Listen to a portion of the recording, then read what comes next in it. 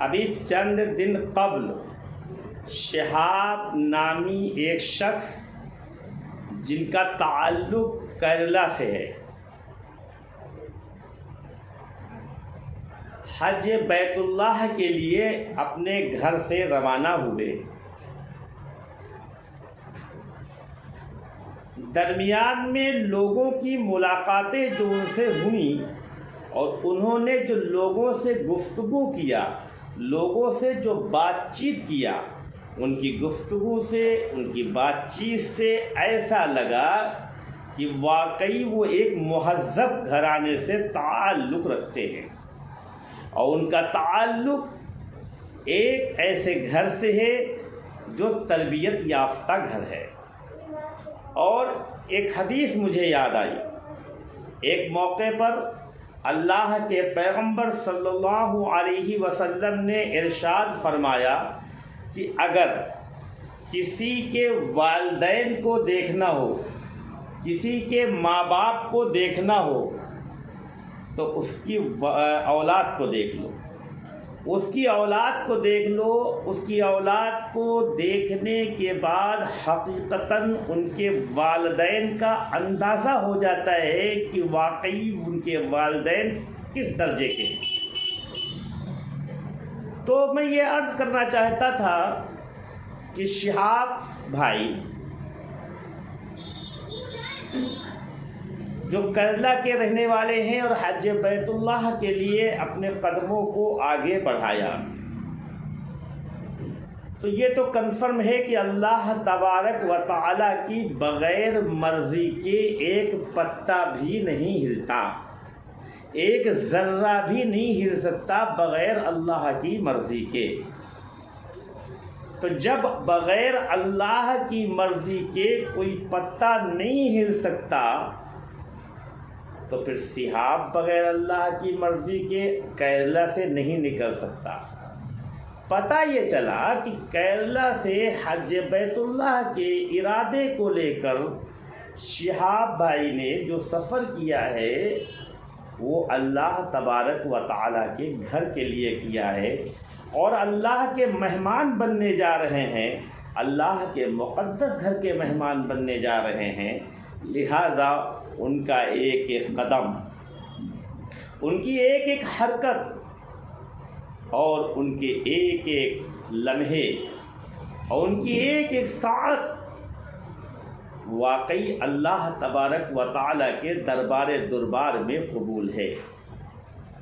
باقی تو اللہ جانتا ہے، باطن تو اللہ کو معلوم ہے، لیکن ظاہر کو دیکھ کر جو فیصلہ دیا جاتا ہے اس فیصلے کی بنا پر یہ بات بالکل روز روشن کی طرح قلم نشرہ ہے کہ شہاب بھائی کا یہ عمل تو واقعی بہت بڑا عمل ہے۔ بھئی ایک تو حج بیت اللہ کے لیے جانا، پھر اس کے بعد پیدل جانا، پھر اس کے بعد اللہ تبارک و تعالیٰ کی مرضی کے اعتبار سے چلتے رہنا، یہ بہت بڑا سمجھ لیجیے مجاہدہ ہے۔ اور میں دعا کروں گا اللہ تبارک و تعالیٰ سے کہ اللہ تبارک و تعالیٰ کے شہاب بھائی کے اس عمل کو قبول فرمائے، اور آپ حضرات بھی۔ میں ابھی آپ کو ایک بات بتاؤں گا جو حقیقتاً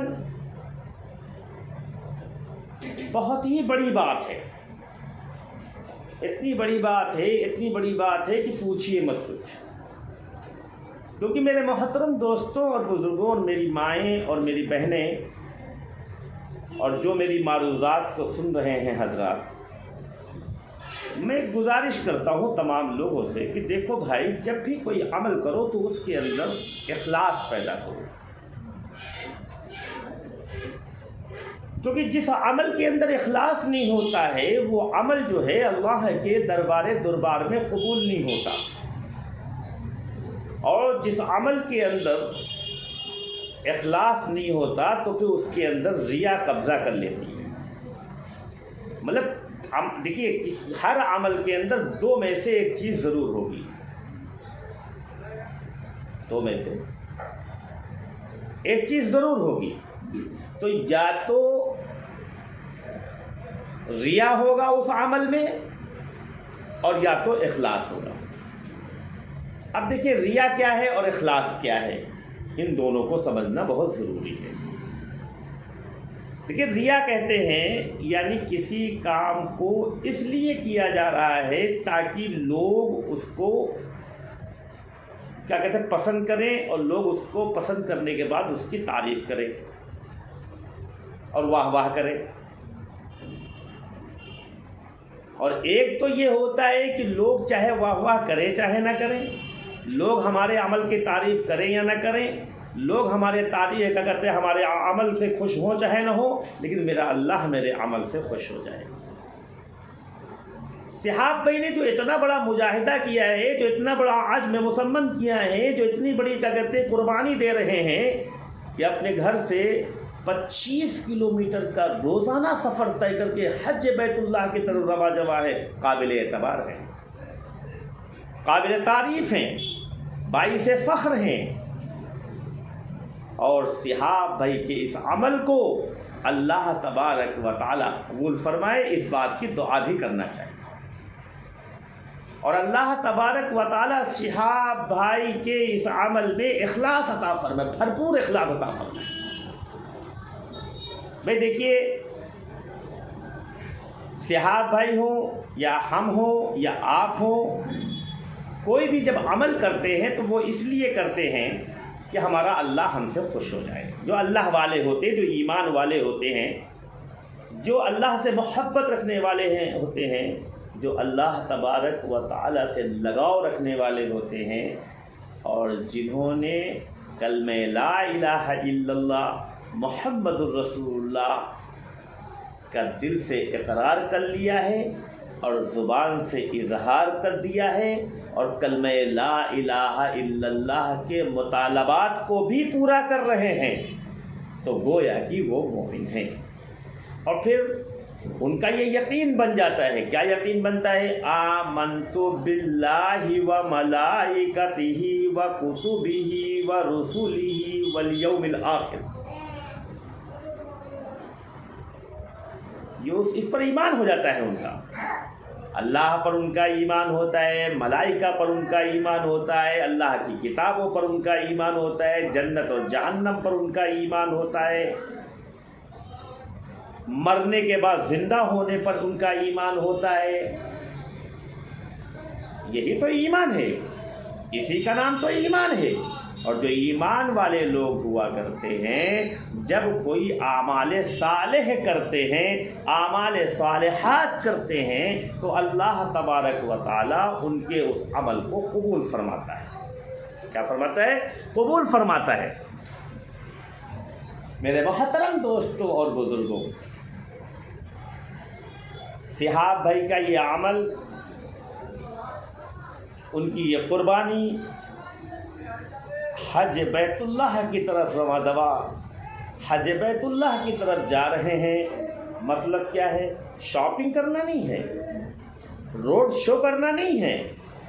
ان کا مقصد جو ہے کوئی چیز کی خرید و فروخت نہیں ہے، ان کا مقصد جو ہے کیا کہتے ہیں ٹہلنا اور گھومنا اور پکنک منانا نہیں ہے، ان کا صرف اور صرف مقصد یہی ہے کہ میں جلد سے جلد اللہ تبارک و تعالی کے خاص مخصوص گھر پر قدم رکھ دوں، خانہ کعبہ سامنے ہو، اور اس کے سامنے میں کھڑا ہوا ہوں اور کہہ رہا ہوں ربنا آتنا فی الدنیا حسنہ وفی الآخرۃ حسنۃ وقنا عذاب النار۔ حجر اسود کا بوسہ دے رہا ہوں، جلد سے جلد وہاں پہنچ کر حتیم پر کھڑا ہو جاؤں، جلد سے جلد وہاں پہنچ کر خانہ کعبہ کا طواف کر لوں، خانہ کعبہ کا طواف کر لوں، مقام ابراہیم پر 2 رکعت نفل نماز پڑھ لوں،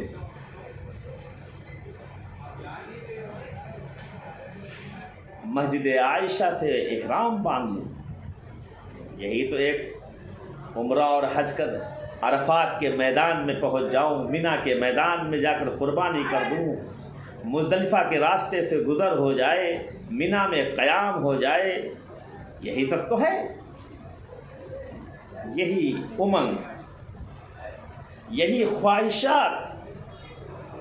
یہی ارمان، یہی تمنائیں لے کر شہاب صاحب جو کیرلا سے نکلے ہیں اور اللہ تبارک و تعالیٰ کے مخصوص گھر کے لیے روانہ ہو چکے ہیں، اور راستے میں تمام مصائب، تمام آلام سے گزر رہے ہیں۔ اس کے بعد پھر حج بیت اللہ کے لیے جب مکہ معظمہ میں ان کا قیام ہوگا، میرے محترم دوستوں اور بزرگوں، ان کی ایک ایک قدم پر کتنی کتنی نیکیاں اللہ تبارک و تعالیٰ دیں گے۔ اللہ کبیرہ، اللہ اکبر۔ اس لیے میں دعا کرتا ہوں اللہ تبارک و تعالیٰ سے کہ اللہ تبارک و تعالیٰ ہمیں اور تمام امت محمدیہ کو اپنے گھر کی حاضری کی توفیق عطا فرمائے، اور جلد سے جلد خانہ کعبہ کا طواف کرنے کی توفیق عطا فرمائے، اور صحاب صاحب کے اس عمل کو اللہ تبارک و تعالیٰ قبول فرمائے۔